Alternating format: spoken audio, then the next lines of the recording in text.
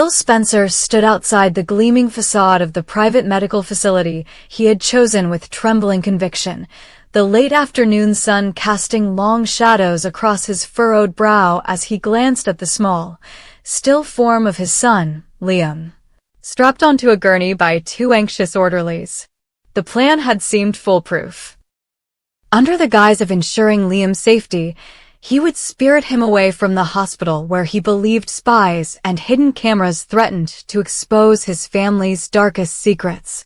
Despite the attending physician's explicit orders that Bill had brushed off as overly cautious, he had arranged for Liam's transfer under the cover of darkness, manipulating staff schedules, misdirecting inquiries, forging signatures, and exploiting every ounce of his vast resources until the moment when the sedan's tires hummed down the access road and into the secluded entrance of Stonehaven Clinic.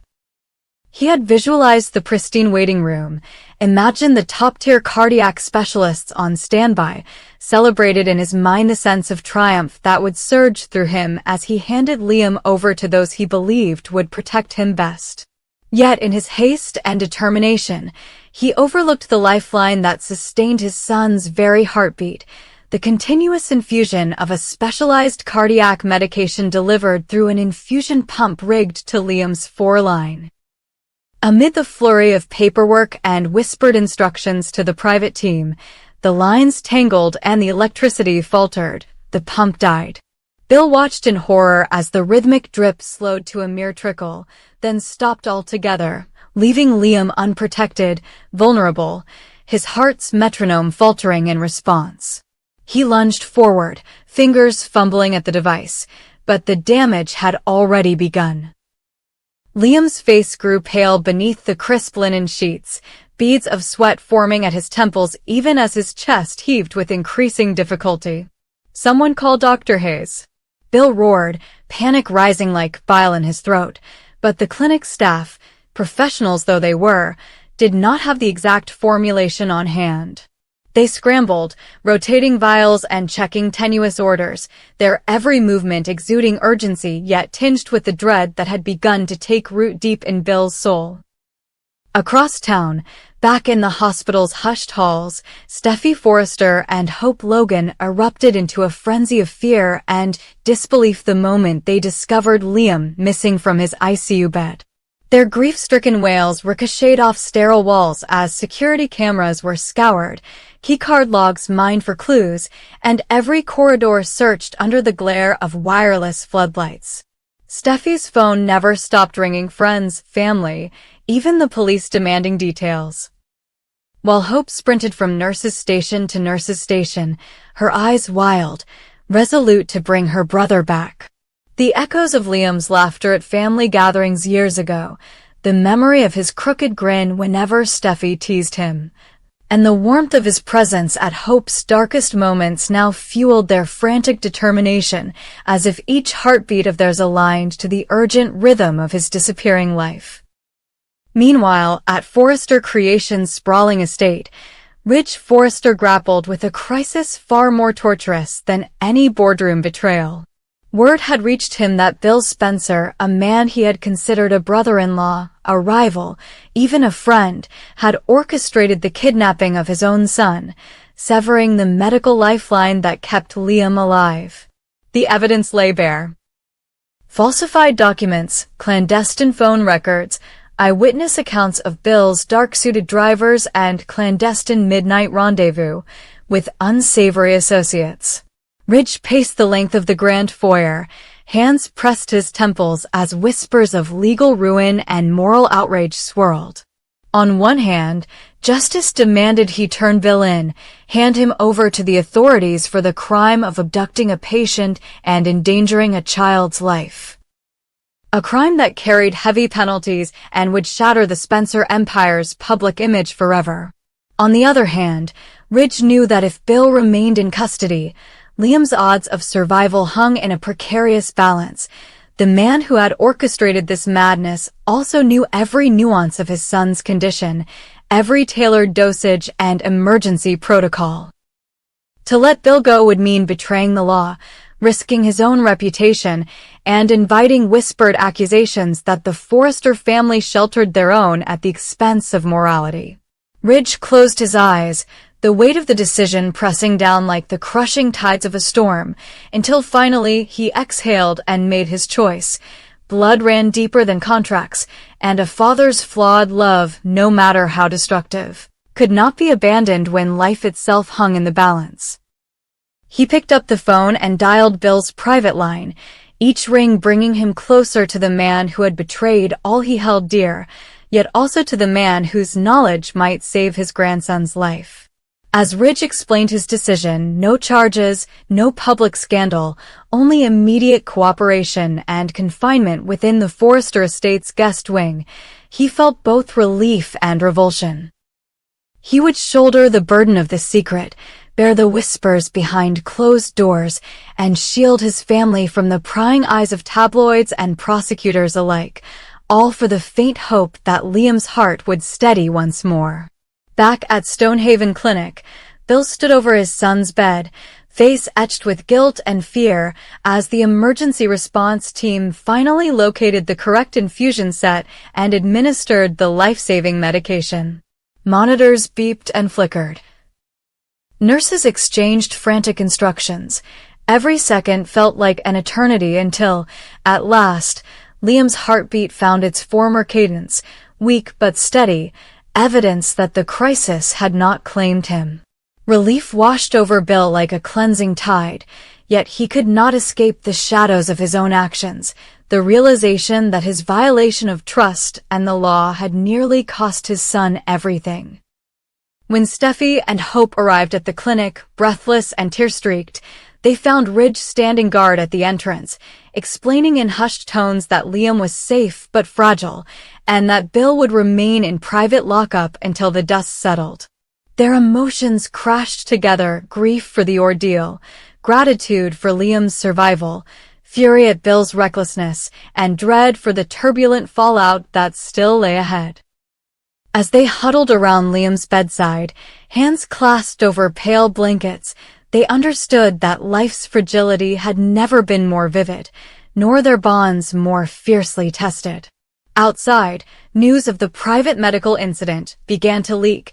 Legal teams gathered evidence for potential suits, and the Underwood News Network prepared an exposé on Bill Spencer's darkest hour. In the gathering storm, the Forrester and Spencer families would confront public scandal, private anguish, and the searing question of whether love could ever justify an act so perilous. And yet, within the quiet hum of that recovery room, as Liam drifted between sleep and consciousness, something shifted, a renewal of the most powerful magic they knew, that of forgiveness, redemption, and the unbreakable will to protect family at all costs. Attorney Carter's voice rang in the hushed conference room like a somber gavel striking the bench. "Bill, the evidence against you is incontrovertible. Kidnapping a patient, obstructing emergency medical procedures, unauthorized transfer of a minor, tampering with medical devices. All of these crimes carry hefty prison sentences that could send you away for years, possibly even decades, if the prosecution demonstrates the full severity of your actions." Around him, the Spencer family gathered in rigid silence, their faces drawn with dread and disbelief as Carter laid out each count: felony kidnapping, criminal negligence resulting in bodily harm, obstruction of justice, interference with medical care, endangering the life of a minor. Ridge stood a few feet from Bill, jaw clenched so tightly that veins pulsed at his temples. Steffi's hand hovered at her mouth, eyes brimming with tears. Hope looked as though she might collapse, her knuckles white as she gripped the edge of the oak table. Even Katie, usually so composed, had abandoned any pretense of calm, her shoulders shaking as she fought to keep from sobbing. Carter locked eyes with Bill, whose broad shoulders slumped as though the weight of his misdeeds had finally become physically unbearable. The lawyer's next words dropped like stones in a silent pond. "There is, however, one glimmer of hope to avert the worst. Even now, Prosecutors might consider a plea bargain if you perform an act that unequivocally demonstrates your contrition and your willingness to sacrifice for your son's life. You see, Liam is facing a rare post-transplant complication, acute hepatic insufficiency that will almost certainly prove fatal unless he receives a partial liver graft from a living donor with a compatible blood type. The only donor, other than an unrelated stranger, is you. And I won't sugarcoat this. The mortality rate for you, as the donor, is approximately 30%. You could bleed out on that operating table. You could suffer irreversible liver failure. You could die in that or suite in mid-surgery. But if you survive, Liam gains a fighting chance, possibly the only chance he has. As Carter finished, a heavy silence engulfed the room, broken only by the faint hum of the air conditioner and the distant sound of traffic on Sunset Boulevard. Time seemed to stretch and warp, the walls closing in, echoing the beat of Bill's heart in his ears. He could feel Ridge's stare burning holes into his back, Steffi's silent tears pricking at his conscience, Hope's anguish slicing his chest like a blade. In that moment, Bill Spencer confronted the full magnitude of his recklessness. He had tried to protect his son by ripping him from the hospital and depriving him of emergency medications, triggering a crisis that almost cost Liam his life. And now he stood on the brink of losing both his freedom and potentially his own life. For a long moment, he said nothing. His mind raced through every memory of Liam's first steps, his laughter at Christmas Eve dinners, the way he leaned into his shoulder when storms frightened him as a child. His son's life, once threatened by the very man who adored him most, hung in precarious balance. Without a living donor, Liam would not survive the liver failure. With every second of hesitation, Liam drifted closer to the precipice. Outside the closed door, the hospital corridors thrummed with activity, nurses pushing for stands, surgeons rushing from one or to another, patients and families oblivious to the Spencer family's secret tragedy playing out behind locked doors. The world moved on in ignorant bliss, while Bill's world condensed into a single agonizing choice: prison or possible death, freedom or certain loss. Finally, with a slow, deliberate inhale, Bill's broad chest rose and fell as he turned to face Carter. His voice, when it came, was barely a whisper but laden with steel. "I'll do it. I'll donate my liver. Do whatever you have to do to make it happen. Immediate testing, surgery scheduling, whatever. I'm signing the papers." Carter's eyes flicked with relief and pity, relief that his client had agreed to the only viable path to redemption, pity for the cruel gamble that lay ahead. He slid a stack of consent forms across the polished table, standardized transplantation documentation interlaced with legal waivers, assurances of informed consent, bullet points stressing the 30% mortality risk. Bill grabbed a pen with a trembling hand and methodically initialed each page, his signature sprawling across the lines like a solemn oath. Ridge stepped forward and placed a steady hand on Bill's shoulder, a silent acknowledgement of the bond that blood and shared history had forged between them even as that bond strained under the weight of betrayal.